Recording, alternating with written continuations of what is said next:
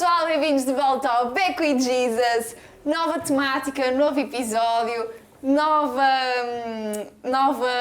energia, nova convidada. E estamos aqui prontas para gravar mais um episódio sobre uma temática diferente que nunca viemos aqui falar sobre ela. É verdade. Sim. A gente costuma dizer que há sempre assim algumas partes que a gente vai tocando, mas nunca tocamos nesta.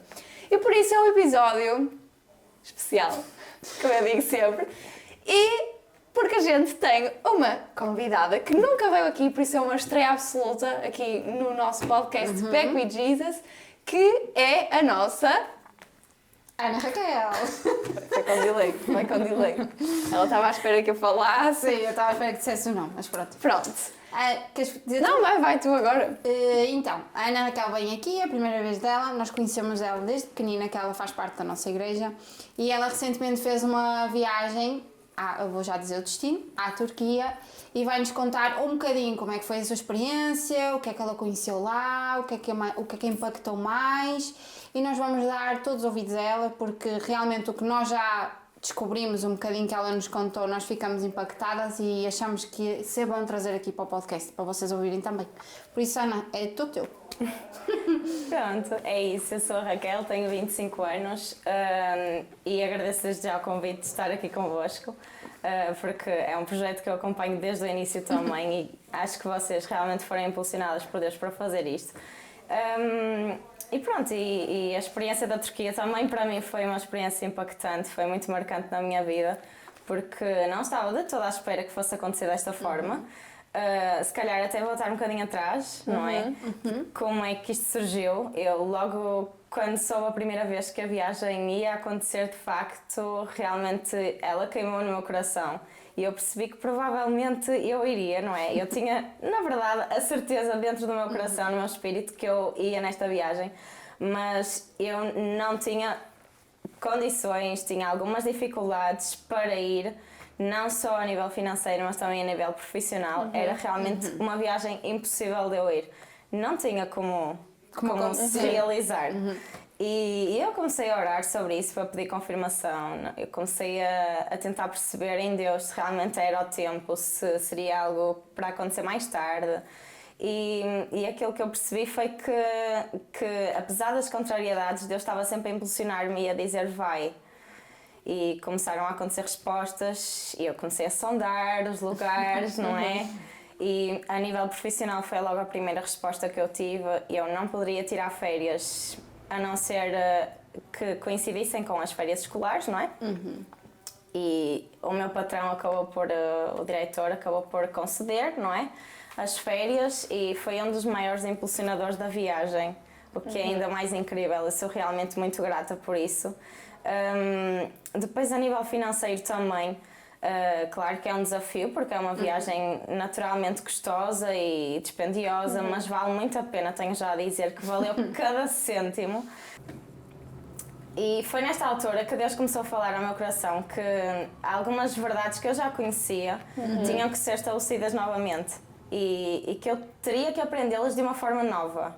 Então, por exemplo, versículos como o Senhor é o meu pastor e nada me faltará, tornaram-se mais vivos dentro de mim do que nunca. E eu agarrei-me a esta palavra. Eu todos os dias declarava a palavra de Deus, não como um ritual, mas para fortalecer a minha fé. E eu sabia que Deus ia agir de uma forma extraordinária, não é? E Deus trouxe muitas coisas novas. E Deus ensinou-me a depender e a confiar, porque nós fazemos isto todos os dias, no nosso cotidiano, na nossa vida diária, mas para coisas grandes, às vezes é um bocadinho mais desafiante, sim, porque tu tens que experimentar, depender da vontade de Deus a tempo inteiro, a 100%, sim, por completo. E realmente, eu dizia sempre, Deus vai prover. Eu posso não ter como ir, posso não ter dinheiro, posso não ter os dias de férias ainda, mas Deus vai prover. E realmente Deus foi o meu provedor. E então, um dia, além de eu sentir o vai, eu estava na igreja antes de um culto e realmente veio a resposta, caiu no meu e-mail uma resposta também da parte financeira de algo que devia vir parar às minhas mãos, não é? E era a confirmação de algo que já tinha sido supostamente liberado, mas que eu nunca mais me tinha lembrado daquilo, que provavelmente viria, mas não era nada certo, e acabou por Não era vir uma aquela certeza. confirmação.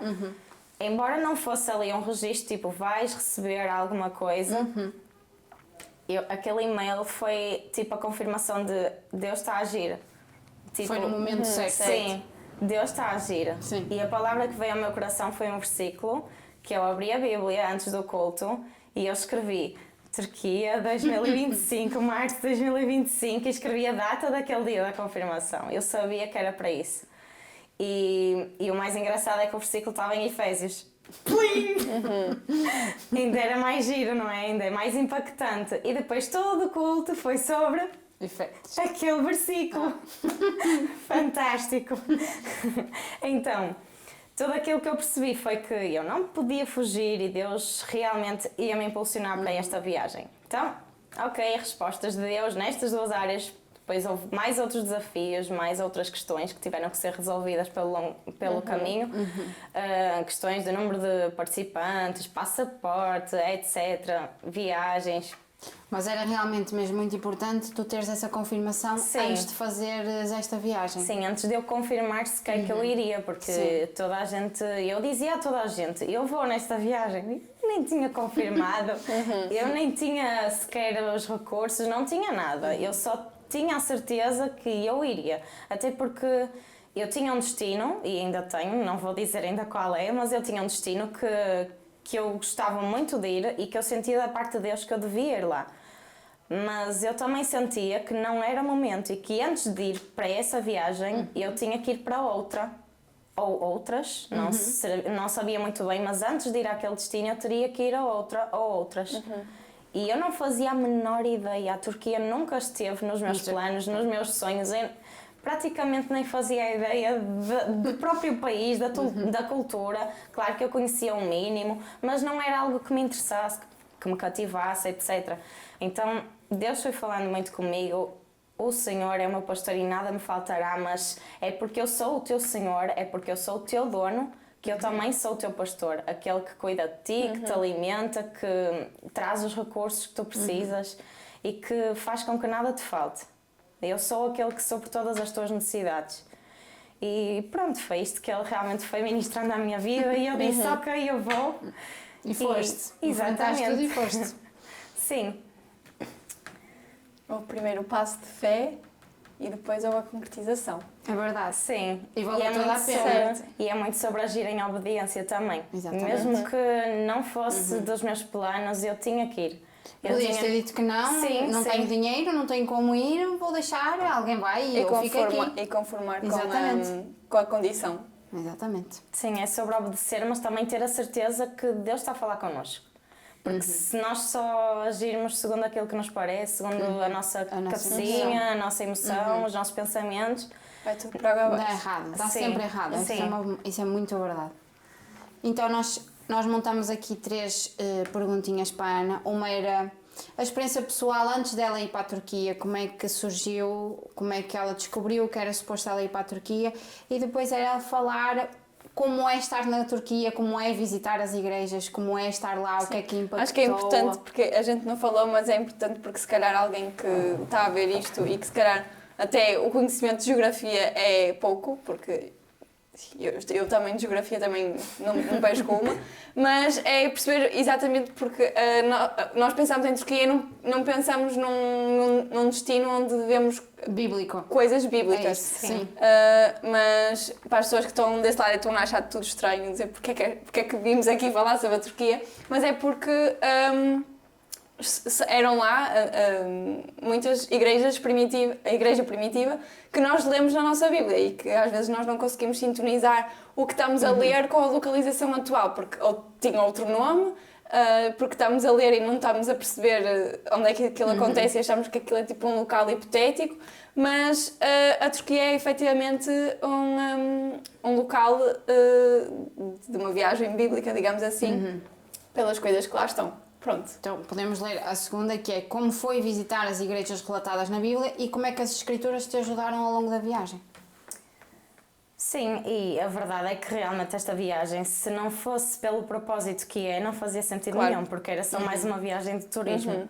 Então, cada igreja, cada local, cada sítio histórico ali tinha um impacto diferente na minha vida e na vida de cada um daqueles que foram na viagem. E realmente nós aprendemos em cada lugar que nós paramos, em cada restaurante, em cada canto, até com a própria cultura, nós somos enriquecidos, mas o conhecimento e a riqueza dos vestígios arqueológicos e de como é que aquilo se interliga com o que está escrito na Bíblia é muito maior. Pois. É muito maior. E realmente não tem preço esta viagem, porque mesmo que nós pagássemos um valor absurdo por ela, nunca ia chegar pelo conhecimento que nós adquirimos. Exato. Nunca ia chegar. E pronto, nós, chegando à Turquia, nós tínhamos nas igrejas, nós fizemos o percurso das 7 igrejas, não é? Não pela ordem pela qual as cartas foram escritas, mas pela ordem que nos dava mais jeito de passar ao longo da viagem, uma ordem que facilitava mais a nossa deslocação. E nós tínhamos sempre uma visita guiada por alguém que sabia da história e sabia muito bem, espetacular, o nosso guia. E depois também tínhamos, além de nós aprendermos, claro, o que é que ele nos ensinava. E ele explicava-nos o que é que acontecia naquela cidade, a que é que ela se dedicava maioritariamente, que templos é que existiam ali, se existia um ou mais do que um, a quem é que eles adoravam, quais eram os deuses principais. E basicamente toda a questão geográfica de mudanças climatéricas, catástrofes que aconteceram ali também, muitos terremotos que foram acabar por destruir as cidades e depois elas acabaram por deixar de existir algumas delas também por causa disso, ou a igreja sofria por causa destas situações. Também porque é que eles adoravam ali, naqueles altares, a quem é que eles adoravam, o que é que eles sacrificavam. E isto tudo completa aquilo que está escrito na Bíblia, porque por mais que nós pesquisemos, até em dicionários, em questões de comentários bíblicos, etc., nunca tem nada disto escrito. Exatamente. Nunca está nada disto escrito. Exato. O que os nossos olhos veem é super diferente. Exatamente. Sim. E depois tu ficas com uma imagem daquilo gravado para sempre. E isso deve ser muito real. fixe, porque, imagina, é o que eu estava a dizer, quando nós lemos a Bíblia, eu acho que quando nós lemos nós estamos mais, às vezes, mais focados na mensagem propriamente e se calhar não fazemos uma análise tão profunda de qual era todo aquele contexto e onde é que aquilo se localizava. Mas eu acho que a partir do momento em que se vê, depois ao ler as coisas ficam claras e se calhar a gente não consegue separar aquilo que a gente viu do que aquilo que a gente lê. Sim. Por isso deve ser... Eu vou só fazer aqui um parênteses. O que nós estamos a falar é sempre no Novo Testamento, porque nós não dissemos, quem quiser ir pesquisar a Bíblia, é no Novo Testamento, são as cartas de Paulo às várias igrejas, são 7 igrejas, e cada carta contém ou uma crítica ou um elogio, é dependente do que, exatamente, ou os dois, do que se passava naquela época, naquele contexto cultural, vários povos estavam ali identificados e foi isso que a Raquel fez, foi uma visita a estas 7 igrejas, para contextualizar mais um bocadinho. Sim, sim. E depois no final de cada visita, claro que nós tínhamos um tempo naquela igreja, naquele espaço, no recinto em si, e nós podíamos explorar livremente também, mas tínhamos sempre um tempo dedicado para ler a carta ali, para estudar aquilo que diz exatamente na Bíblia e como é que aquilo se relaciona. Era basicamente a nossa pequena palavra, o nosso mini culto com a apóstola Denise, que também explicava de uma forma brilhante esta interligação entre as escrituras e aquilo que nós víamos com os nossos olhos e que de facto traz uma revelação completamente diferente. Aquilo que nós líamos e que era apenas letra torna-se vida em nós, porque aí tu passas a compreender realmente, na prática, o que era a realidade de cada igreja, porque cada uma foi escrita pensando naquela igreja, pensando no lugar onde eles viviam, naquilo que eles passavam e realmente pensar que Deus teve esse cuidado, porque Deus conhecia cada uma delas, não só as falhas, mas também aquilo que era bom naquelas igrejas e saber que Ele conhece cada uma delas pelo nome é muito lindo, porque se Jesus não se importasse com elas, Ele não ia fazer esta advertência. Sim. E estas igrejas realmente eram igrejas que estavam na palavra, em algum momento elas se perderam ou não, e a verdade é que todas elas nos ensinam de alguma maneira. E nós temos 2 das cartas que não recebem advertências, que não recebem nenhuma exortação, que são Esmirna e Filadélfia, e elas são realmente igrejas muito lindas, muito cheias do amor de Deus, muito cheias de ousadia e de uma entrega como nunca houve. E eram cristãos primitivos que estavam dispostos a entregar a sua própria vida por Jesus, porque os romanos basicamente chegavam à beira destes cristãos e eles eram facilmente identificados pela forma de falar, pela forma de se comportarem. Certo. E, portanto, toda a gente sabia que eles eram cristãos. Era só chegar à beira de um deles e pedir que eles dissessem: César é o teu Quírios. Ou seja, César é o teu Senhor, diz que o César é o teu Quírios. E eles diziam: não, eu não vou dizer uma coisa dessas. Jesus é o meu Quírios. E muitas vezes debaixo de tortura, muitas vezes debaixo de perseguição, debaixo de incêndios às casas, debaixo de destruição completa, eles mantinham-se fiéis à palavra, fiéis a Jesus. E isso é uma coisa incrível, que nós raramente vemos, e claro que nós temos mais esta percepção na Bíblia, não é? Na igreja primitiva, embora nós saibamos que ainda hoje acontece e que muitos cristãos são mártires e que se entregam pela causa do Evangelho, mas pensar que ali, aquelas pessoas, grande parte delas se entregou e que, por exemplo, Policarpo, o líder da igreja de Esmirna, teve que servir de exemplo, não é? E que os cristãos até estavam a tentar escondê-lo nas casas e que estavam a tentar protegê-lo, mas ele sentiu de Deus, ele ouviu mesmo de Deus a dizer mesmo para ele se entregar. E ele realmente abriu a porta da casa onde estava escondido e disse: olhem, estou aqui, venham-me apanhar. Como é que é possível? Que coragem, não é? É verdade. Eles tinham mesmo muita ousadia. Sim. É isso que nós realçamos sempre na igreja primitiva. Era a ousadia deles. Sim. O amor que eles tinham por Cristo, não tinham vergonha de nada, não se importavam com nada nem com ninguém. A única missão deles era falar de Jesus Cristo, porque eles não queriam guardar só para eles queriam que toda a gente soubesse quem era Cristo para eles. E então eles, quer vivêssemos, quer morrêssemos, nós tínhamos era que falar de Cristo. Sim, mas claro que isso não era assim em todas as igrejas, pois, não é? Sim. Claro que grande parte delas foi chamada a atenção e Deus tentou que elas se corrigissem. Porque há 2 coisas em comum, ou que são transversais a todas elas. A primeira é que Deus fala a cada uma delas de forma pessoal, de forma direta. E eu conheço cada igreja. Eu conheço a realidade, conheço as obras, conheço quem tu és. Tu, para mim, não tens nada oculto. E a segunda é que ele encerra sempre todas as cartas a dizer: ao vencedor, àquele que vencer, em outras versões. Ou seja, no final, se tu fizeres esta correção, se tu fizeres aquilo que eu espero de ti, há sempre uma recompensa. E quando Deus chama aquelas igrejas a se corrigirem, é porque, ok, elas falharam, elas não eram as megas igrejas, não eram as igrejas perfeitas, não eram as melhores, mas elas eram igrejas como qualquer uma das outras igrejas que até nós conhecemos. Todas têm as suas coisas, todas têm alguma coisa em que falham, todas precisam de ser corrigidas em alguma área, melhoradas, mas Deus tem sempre uma segunda oportunidade.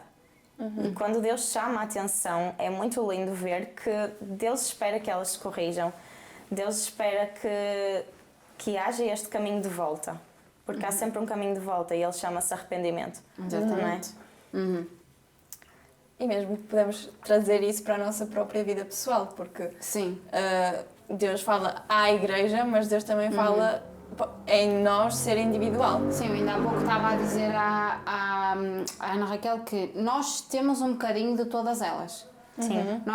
O tipo de cristão hoje em dia tem um bocadinho de cada característica dessas igrejas, porque realmente o homem está lá, então a falha, o erro, está tudo lá. Agora, uns mais, outros menos, uns mais intensificados, outros menos, mas é o que tu dizes, o caminho do arrependimento, o caminho de Cristo, o caminho da salvação, isso tem que estar presente todos os dias da nossa vida, porque senão Deus pode vir procurar, Deus pode vir procurar o nosso coração, mas não vai encontrar nada. Yeah. É verdade. É tipo, eu não estou a gostar do que tu tens feito, mas ainda assim eu estou aqui para te perdoar, para te restaurar de novo. E isso é muito lindo ver Jesus a falar assim para as igrejas, que Ele próprio estabeleceu através de pessoas, mas pronto. Exatamente. As cartas é super importante porque relata no contexto cultural, mas relata também hoje em dia. Ou seja, é uma coisa que se torna ainda atual. Sim. É uma coisa que nós podemos reter muita informação de lá e melhorarmos aqui, nos dias de hoje. E não só as cartas, mas a Bíblia em si é mesmo um manual de conduta, de princípios bons, princípios que são frutíferos. Ou seja, nós conseguimos retrair da Bíblia muita coisa boa que na nossa vida vai ser impactada, não é? Mas não vai ser só para nós, vai ser Certo, para os outros também. Isso é realmente o objetivo, é apontar Cristo aos outros, aos que não conhecem, aos que estão perdidos, àqueles que não querem saber. Essa é a nossa responsabilidade. É verdade. Eu acho, e é o que eu digo, muitos tiveram coragem, outros nem tanto, outros tiveram mais a corrigir do que É a o que se coragem. mantém até hoje. Mas é o que se mantém até hoje e é aquilo que nós temos que lutar, mas também é o que eu digo sempre, é nossa responsabilidade nunca nos calarmos sobre o Evangelho. É verdade. É até porque nós todos somos a própria igreja e aquilo não era uma advertência, uma demonstração só para o pastor ou líder daquelas igrejas, era para toda a igreja. Para todos os membros. Sim, Exatamente. era algo individual, dirigido a cada uma das pessoas. Até porque todos nós formamos o corpo. É isso, era o que eu ia Sim. dizer, porque Jesus fala, nós somos o corpo, não há um aqui, um aqui, um aqui, não, estamos todos ligados, todos debaixo da mesma autoridade que é Cristo, porque Ele é realmente a cabeça e todos nós temos uma responsabilidade, agora temos é que assumi-la e fazer posição disso. Eu acho. Queres ler a última? Então, a nossa última pergunta é fazer aqui Ou se tens alguma a dizer, antes da última pergunta, se tens alguma coisa a dizer sobre as igrejas, ou aquela que te impactou mais, ou aquela que tu, não sei, que te mudou alguma coisa, assim mesmo, sobre alguma delas. Olha, eu acredito que Esmirna foi daquelas que me impactou mais. E eu já falei um bocadinho sobre ela, mas podemos falar um bocadinho, por exemplo, sobre Éfeso ou sobre Sardes. Porque, por exemplo, Sardes era uma igreja que, vocês se centrarem em Sardes, e vocês vão entrar um dia destes, vocês vão ver Sardes, é incrível, é muito grande. É muito grande, é muito imponente. Só a altura daqueles edifícios é realmente assustador. E tem muita coisa bem conservada. E tu vês os sítios onde eles guardavam os pergaminhos, vês coisas incríveis lá dentro. E o trabalho todo que eles tinham a montar os mosaicos, o chão, tudo bonito, uma igreja linda e tal. E era uma cidade que era muralhada, era muito protegida. Mas a verdade é que nem tudo o que é aparência realmente é. E Deus está à espera de muito mais do que aparências, não é? Deus espera essência e não aparência. E aquela igreja ensinou muito sobre isso, porque parecia uma igreja linda e depois no final nós aprendemos, por exemplo, uma das histórias que marcou realmente foi que eles, como era uma cidade muito grande e de proteção, o que se conta é que um soldado estava de vigia no alto de uma torre e um dia e ninguém conseguia entrar. Atenção, nenhum dos inimigos conseguia entrar porque era realmente bem protegida. Mas um dia aquele soldado que estava de vigia deixou cair o capacete cá em baixo e para ir apanhar aquele capacete ele deixou por uma brecha.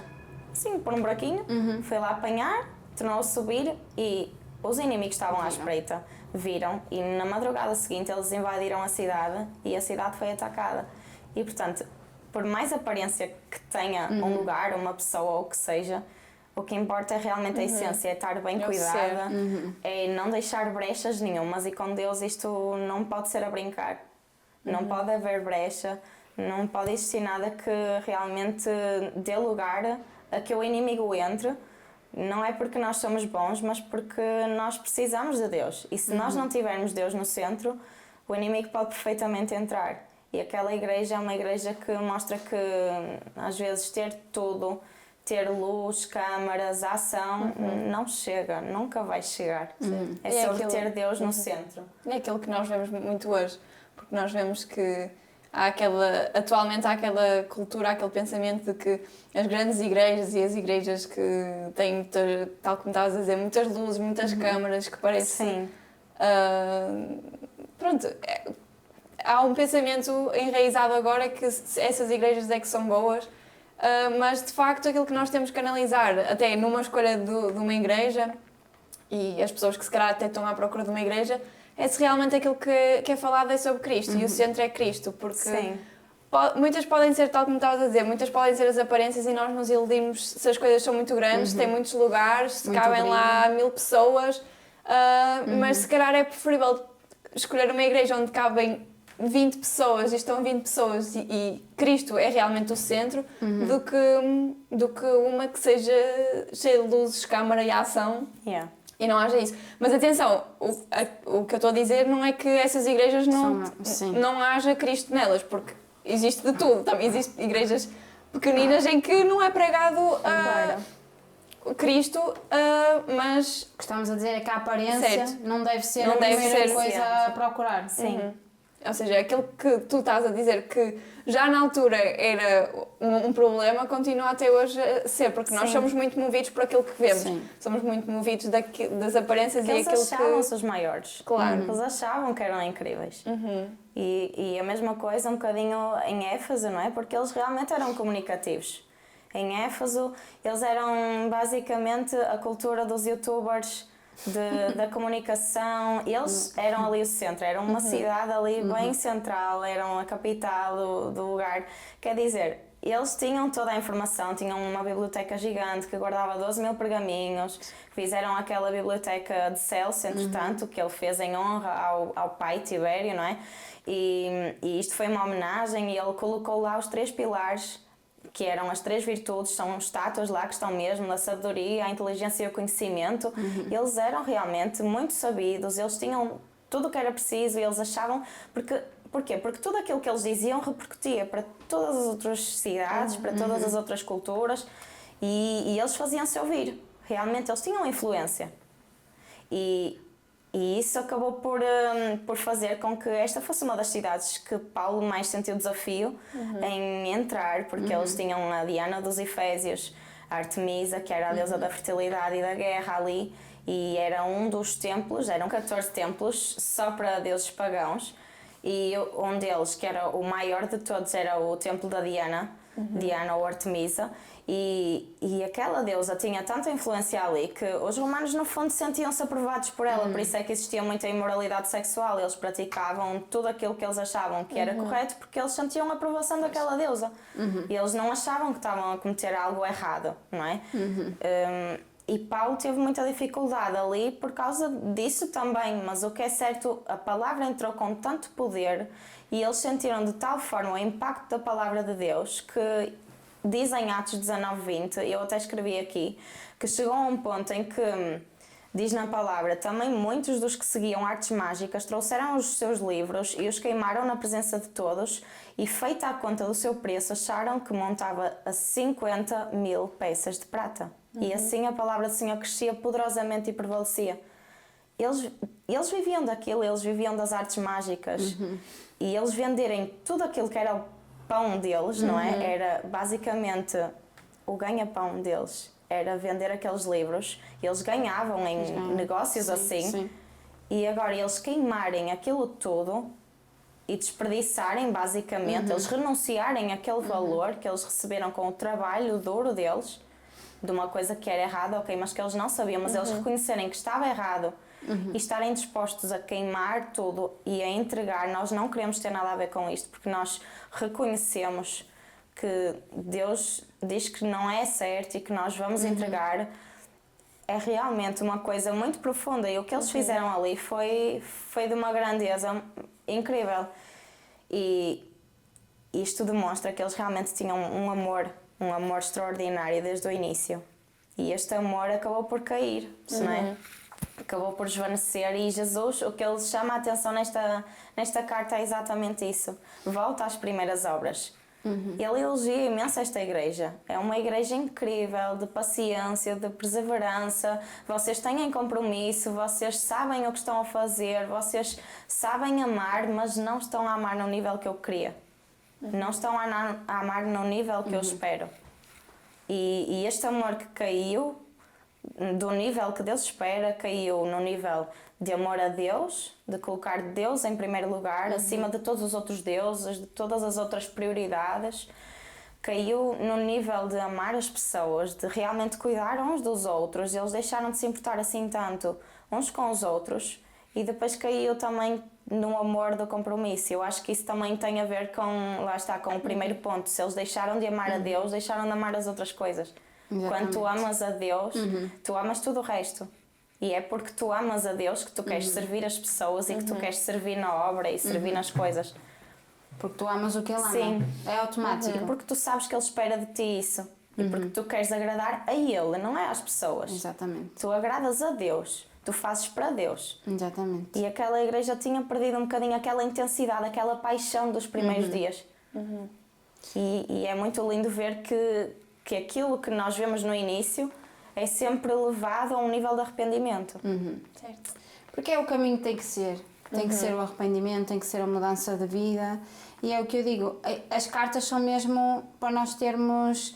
Como modelo. Exatamente, e conseguirmos analisar a nós próprios, porque nós também somos igreja, não é? Individual ou coletivamente, e pensar onde é que eu estou a errar, o que é que me está a afastar de Deus, o que é que me está a tirar da sua presença, porque é que eu não estou a cumprir aquilo que Ele manda, o que é que eu estou a fazer de errado. Deixa-me analisar-me, deixa-me que o Espírito Santo fale em mim e que me mostre aquilo que ainda está oculto, porque muitos deles achavam que estavam a fazer bem. Exatamente. Porque não se entregaram, não se renderam, não pediram. Algo em mim está oculto e eu não consigo ver, só tu consegues demonstrar.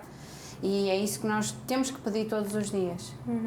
Para ser, exatamente, para sermos realmente a igreja que Cristo ama. Porque Ele vem-nos buscar, foi como o outro episódio que nós falamos, Ele vem-nos buscar, mas Ele vem buscar quem é irrepreensível, quem é santo, quem é puro, quem é transparente, quem é lavado pelo sangue dele. É. Não vem buscar uma noiva que busca só de vez em quando, uma Exatamente. noiva que ama, mas sem intensidade. Exatamente. É uma noiva que está à espera, uma noiva que realmente busca, que se entrega por completo. O que importa mesmo é o coração. Claro que as obras é algo que tem que ser, não é? Uma fé sem obras é morta, não é? Nós temos que fazer, mas não é a prioridade, não é as obras, mas é realmente o coração transformado, o coração que ama as outras pessoas, o coração que se doa o tempo inteiro. Essa acho que é realmente a igreja. Sim, tem que haver um equilíbrio. Tem que haver um equilíbrio. Tu não podes amar a obra se não amares a Deus primeiro. Exatamente. E nem podes amar mais a obra do que a Deus. Exatamente, porque é o que dizemos, é buscar as coisas que Ele faz e não quem faz. Sim. É buscar aquilo que Ele nos pode dar e não quem criou.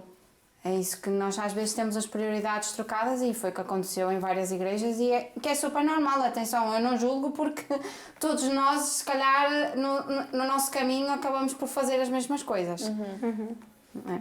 Que leva à idolatria mesmo. E preferir idolatrar... Naquela altura eram deuses diferentes, sim. mas hoje... Pode ser tanta coisa. Pois, mas muito, às vezes, dentro das igrejas, acho que nós acabamos por às vezes, pôr o homem ou o pregador acima propriamente de Deus. E às vezes atribuímos autoridade à pessoa que prega em vez de atribuir a autoridade a Deus. E isso já eram coisas que nós aprendemos com o exemplo deles e que até hoje se mantêm. Exatamente. É verdade. Esta era uma das últimas, que era o que é que achas da igreja atual face ao que viste da igreja primitiva. Ana, mas acho que nós falámos um bocadinho, mas se quiseres prolongar um bocadinho também. Não preciso de prolongar, mas se tu quiseres eu falo um bocadinho. Sim, pode falar. Pronto, basicamente a igreja primitiva, como eu já referi, é uma igreja que nos mostra que existia uma grande entrega, que existia uma grande dedicação, um grande compromisso. E nós, na igreja atual, precisamos muito disso. Nós temos muito a aprender com a igreja primitiva. Certo.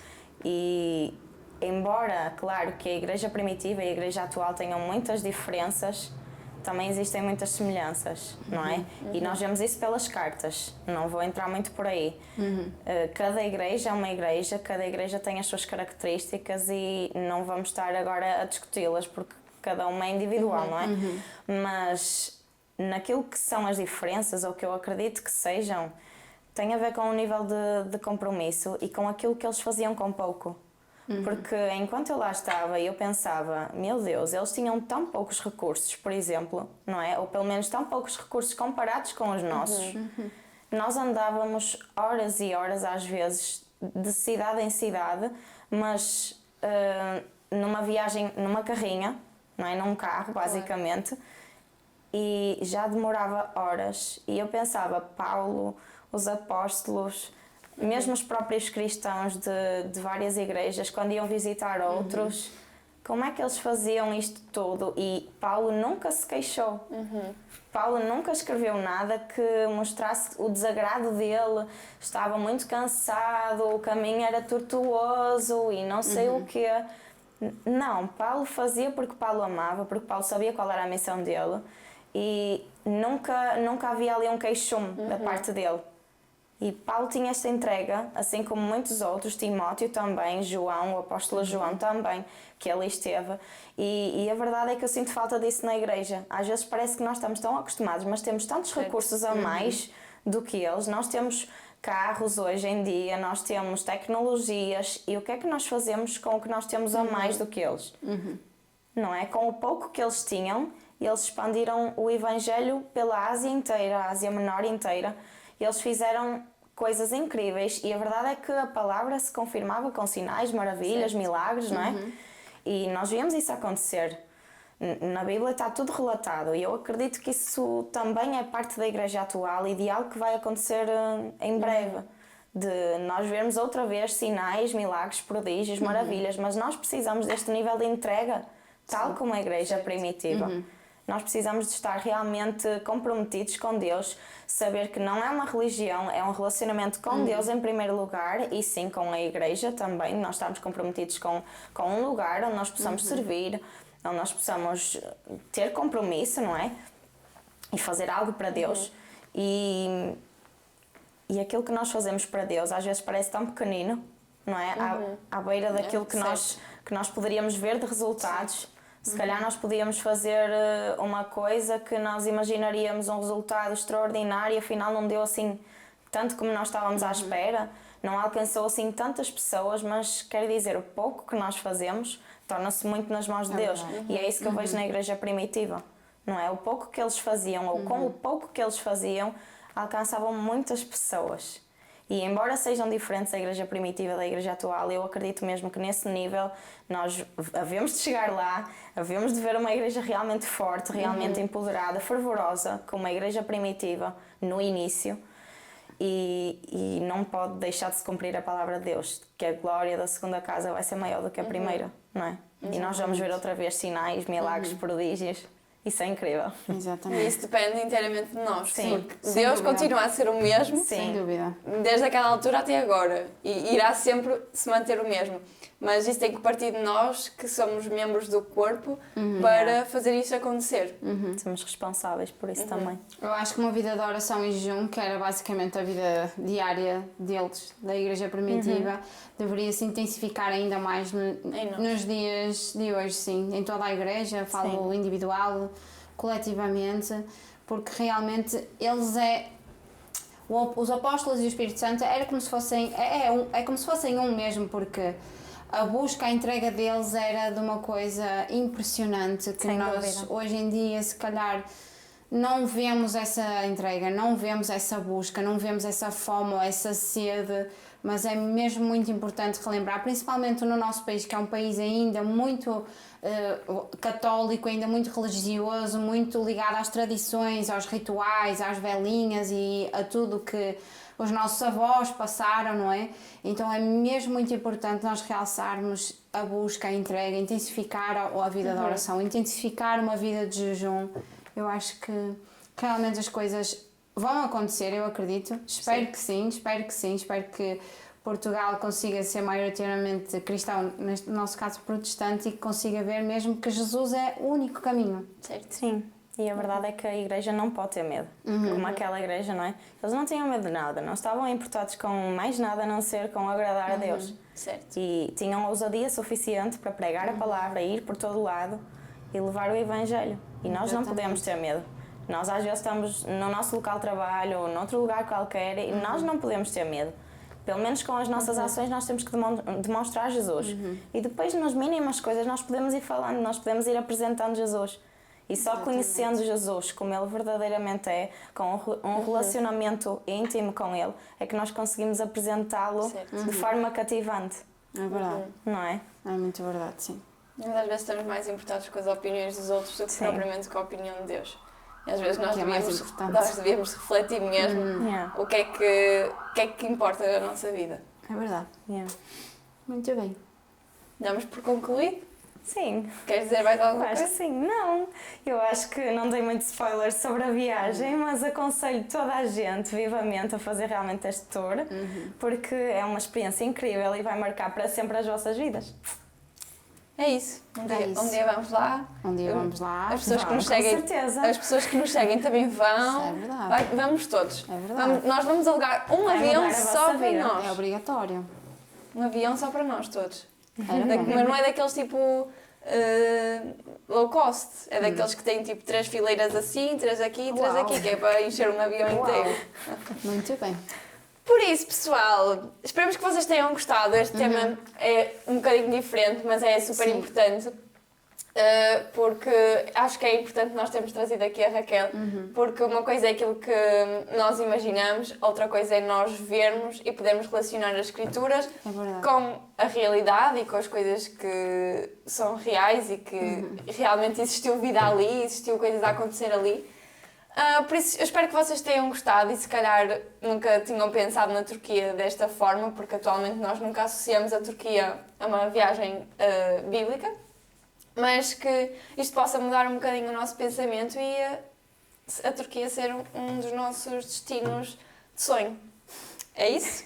É isso. Por isso, se vocês gostarem, coloquem like. Se vocês tiverem perguntas para a Raquel, podem deixar aí nos comentários sobre perguntas sobre a viagem.